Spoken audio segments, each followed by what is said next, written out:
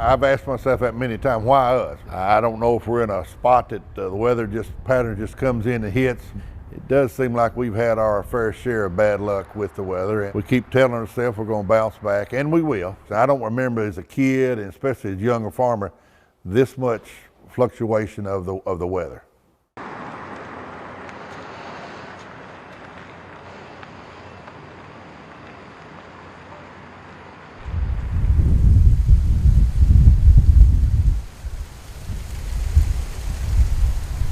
As far as the tornado, how that affected them, the biggest thing is the loss of Mayfield Grain, which was a very large grain elevator here. We have such a big county that's really heavily populated with grain farmers. The loss of that has forced them to move to surrounding counties, oftentimes 40, 50 miles away, to transport their grain. The flooding hit everybody, whether you're a 10,000 acre farmer or a 100-acre farmer. But the tornado, it seemed to affect the smaller farmers more, especially for the grain storage. A lot of the smaller farms has no grain storage. They needed the local granaries. We've stepped up this fall, and we're helping haul the crop to the river for our neighbors.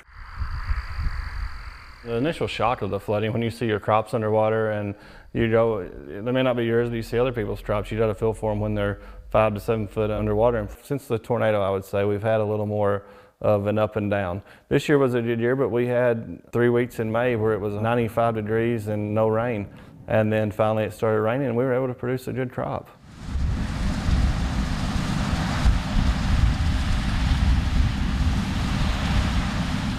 As the climate warms, the atmosphere can hold more water. And so in general terms, you can expect to see maybe higher rainfall rates, larger precipitation totals from storms than maybe we did before. Severe weather events have a mental health impact, and especially the area around Mayfield.